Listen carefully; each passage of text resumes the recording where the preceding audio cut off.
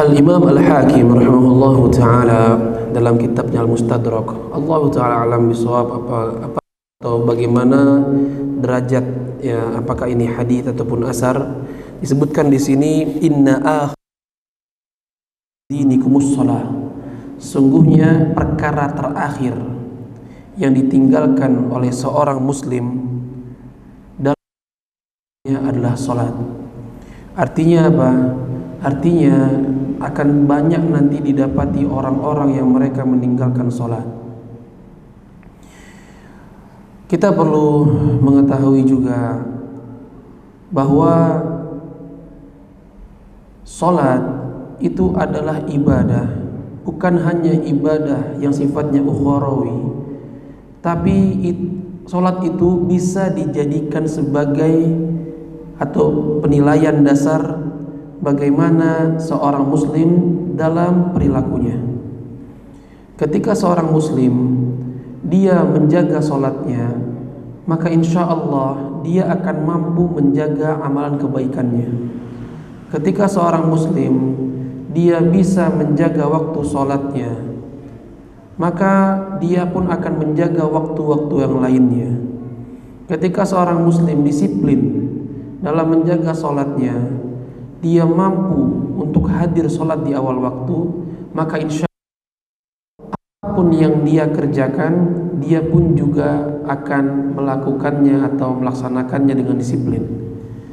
Tapi orang yang dia lalai dalam sholatnya, maka kita akan dapatkan dia juga akan lalai dalam pekerjaannya, akan lalai dalam perbuatannya. Dikarenakan apa? Tadi Anda katakan, sholat itu bisa menjadi dasar penilaian perilaku seseorang. Seorang yang menjaga sholatnya itu insya Allah perilakunya baik, walaupun mungkin ada orang yang menjaga sholatnya perilakunya tidak baik. Anda katakan itu tidak banyak, itu tidak banyak.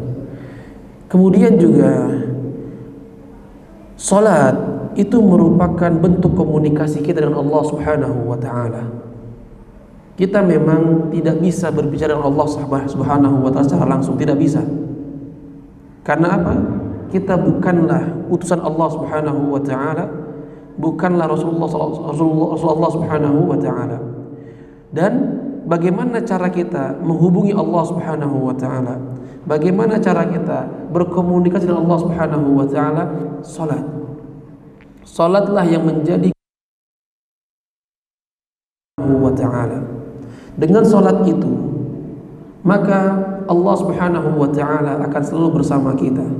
Tapi ketika kita memutuskan komunikasi kita dengan Allah Subhanahu wa ta'ala, ketahuilah kita tidak akan mendapatkan kebahagiaan yang hakiki dunia dan akhirat. Karena apa?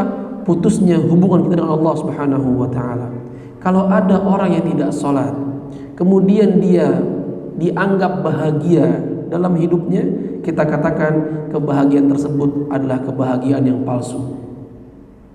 Dia akan merasa bahagia sebentar saja, tapi kemudian dia tidak menikmati kebahagiaan tersebut setelahnya. Bahkan di akhirat nanti wal'iyadu billah. Bahkan sebagian ahlul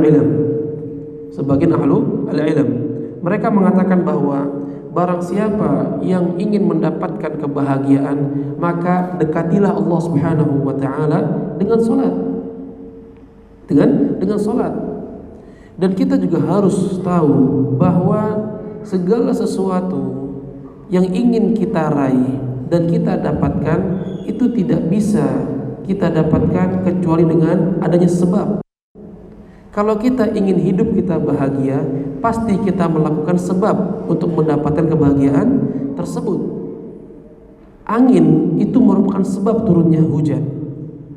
Air itu merupakan sebab manusia bisa hidup, dan air juga merupakan sumber kehidupan bagi makhluk-makhluk yang lainnya.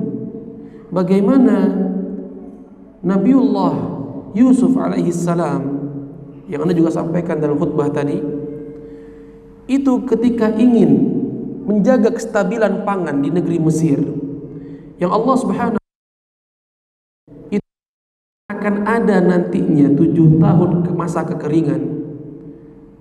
Nabi Yusuf alaihissalam itu berpikir betul bagaimana di tahun atau 7 tahun kering tersebut masyarakat Mesir tidak kelaparan.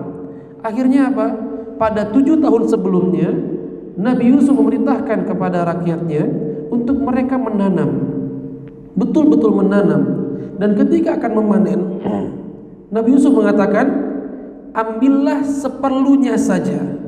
Adapun yang tidak dimakan, maka biarkan dia berada di batangnya atau di bulirnya, dan makanlah seperlunya saja. Sehingga apa? Ketika Allah Subhanahu wa ta'ala menghadirkan kepada mereka 7 musim kering tanpa hujan, tidak ada satupun tanaman yang bisa tumbuh ketika itu. Maka apa? Mereka bisa makan. Karena apa? Sudah menjadikan 7 tahun sebelumnya sebagai tabungan. Dan ini sebab mereka tidak kelaparan. Nabi Nuh alaihissalam bisa lolos, bisa selamat dari hujan yang besar. Bahkan mungkin kita tidak pernah mendapatkan banjir sebesar itu di dunia sekarang, gak mungkin. Tapi apa? Bagaimana Nabi Nuh alaihissalam bisa selamat? Ada sebabnya. Apa sebabnya? Yaitu Allah Subhanahu wa ta'ala memerintahkan kepada Nabi Nuh untuk membuat bahtera atau kapal yang besar. Nabi Nuh membuat kapal yang besar dan memanggil umatnya yang beriman kepada Allah Subhanahu wa ta'ala. Disebutkan jumlahnya 70 orang, 80 orang. Bahkan juga memasukkan hewan-hewan yang masih hidup ketika itu. Dan Allah turunkan hujan sebesar-besarnya dengan banjir yang sangat besar, banjir bandang yang sangat besar sekali. Apa? Allah selamatkan mereka. Tapi ingat, keselamatan tersebut tidak bisa didapatkan tanpa sebab tadi. Maka kalau kita ingin mendapatkan kebahagiaan di dunia, ada sebabnya. Jagalah salat kita. Nabi SAW bersabda, huffatil jannatu bil makarih wa huffatin naru bis syahawat. Neraka atau surga itu bisa kita dapatkan, tapi dengan cara yang sulit, bahkan dengan cara yang tidak kita sukai. Berapa banyak orang yang tidak mengerjakan sholat? Kenapa? Mereka tidak suka sholat. Mereka mengatakan bahwa sholat itu penghalang kegiatan saya. Saya nggak bisa bisnis, saya nggak bisa jualan, saya kehalang untuk bertemu dengan orang karena sholat. Menganggap sholat adalah beban bagi mereka. Tidak suka mereka? Tidak suka. Nah, justru ketidaksukaan dia terhadap ibadah tersebut, itulah yang menjadi sebab dia masuk surga Allah Subhanahu wa ta'ala. Bukan ketidaksukaannya, tapi ibadah tersebut yang dia disukai, justru ibadah itulah yang menjadi sebab Allah Ta'ala masukkan dia ke surga Allah Tabaraka wa ta'ala. Nar bisyahawat. Dan neraka itu akan didapati dengan cara apa? Syahwat, hawa nafsu manusia. Gampang saja dapat neraka, nggak usah sholat. Kenapa? Hawa nafsu kita. Gampang dapat masuk neraka, nggak usah bayar zakat. Hawa nafsu kita, na'udzubillah min dzalik. Jadi kalau kita ingin mendapatkan kebahagiaan dunia, ada sebabnya. Apa? Sholat. Kalau kita ingin mendapatkan kebahagiaan akhirat, apa sebabnya? Sholat. Kalau kita ingin mendapatkan ridho Allah Subhanahu wa ta'ala, sholat. Bagaimana Allah mau ridho?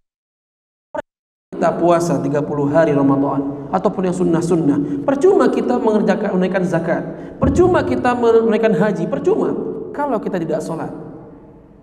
Kalau kita tidak sholat, dan kita tahu awwalu ma yuhasabu bil abdu yaumil qiyamah salatu. Allah akan hisab pertama kali itu apa? Amalan kita, sholat kita. Ya, nggak bisa orang mengatakan saya muslim, saya puasa, oke. Saya muslim, saya zakat, oke. Saya muslim, saya haji, oke. Tapi saya tidak sholat, tidak akan dia bisa mendapat surga Allah Subhanahu wa ta'ala. Jadi tidak ridho sama dia. Kenapa? Yang pokoknya saja dia tidak kerjakan. Berarti amalan-amalan lainnya itu hanyalah dia kerjakan bukan karena Allah Subhanahu wa taala. Karena apa? Mungkin bisa jadi karena dia pencitraan saja, atau dia ingin dianggap baik saja, ahli ibadah saja. Yang kelihatan dia, oh saya puasa, tapi dia tidak sholat. Justru ketika seorang yang dia meyakini dan ikhlas dalam puasanya, ikhlas dalam zakatnya, ikhlas dalam hajinya, pasti dia mengerjakan sholat. Karena apa? Dengan sholat itu dia bisa mendisiplinkan diri dia. Dia bisa menjaga puasanya. Dengan sholat itu dia bisa menjaga zakatnya. Dengan sholat itu dia bisa menjalankan hajinya pun juga amalan-amalan soleh lainnya. Maka yang menjadi dasar kita atau dasar penilaian kita kepada orang lain kepada kita adalah dari sholat kita.